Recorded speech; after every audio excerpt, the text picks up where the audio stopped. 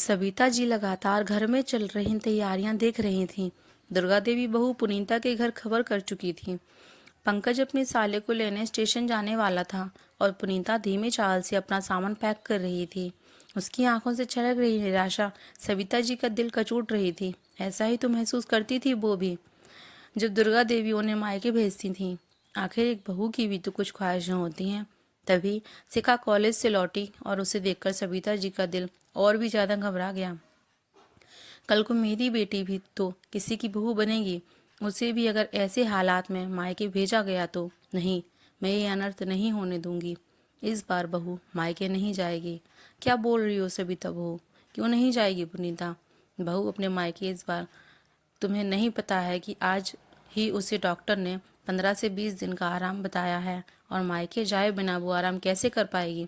दुर्गा देवी थोड़ा चिढ़े स्वर में बोली, माँ जी आराम करना है तो यहीं कर लेगी, उसके लिए मायके भेजने की क्या जरूरत है? सविता ने हिम्मत दिखाते हुए कहा। दुर्गा देवी ने कुछ घूर कर अपनी बहू सविता को निहारा। हाँ, इस गाय के मुंह में भी जुबान आ गई है, प्रत्यक्ष में बोली। इस बार पुनीता को मायके गए साल से ऊपर हो गया था। मैंने तो यही सोचा कि एक पन दो काज हो जाएंगे, पर भलाई का तो जमाना ही नहीं रहा।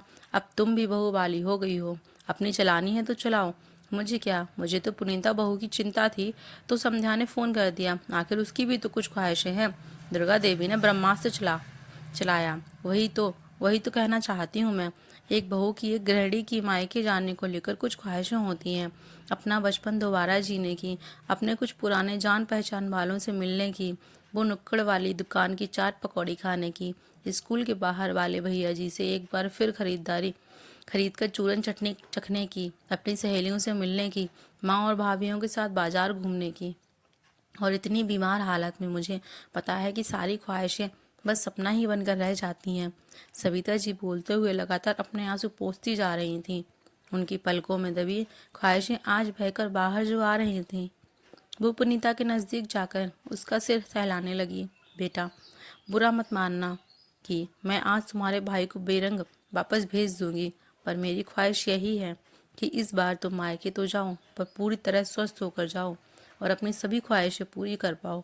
तुम मेरे इस डिसीजन से नाराज तो नहीं हो? सविता की बात सुनकर पुनीता कसकर उनके गले लग गई।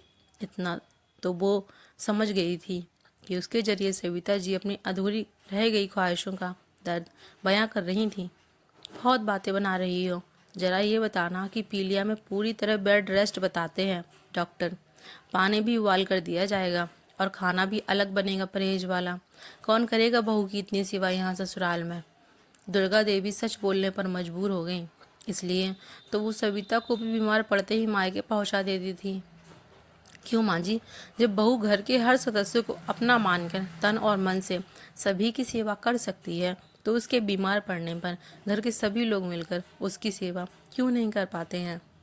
2 साल होने आए पुनीता की शादी को, आज तक उसने किसी को शिकायत का मौका नहीं दिया।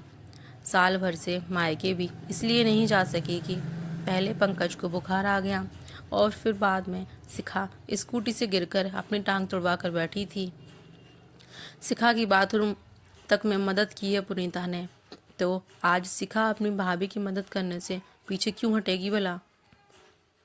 सविता जी ने जब तर्क दिया तो घर के सभी सदस्य पुनीता की सहायता के लिए तत्पर दिखे।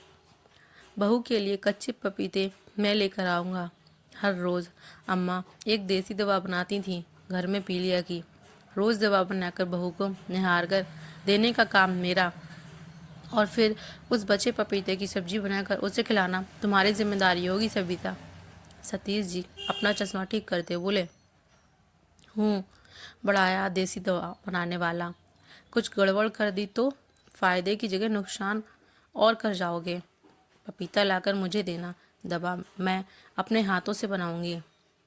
दुर्गा देवी ने पैंतरा बदल दिया। आखिर वो भी घर की बदलती हवा का रुख भाप गई थी।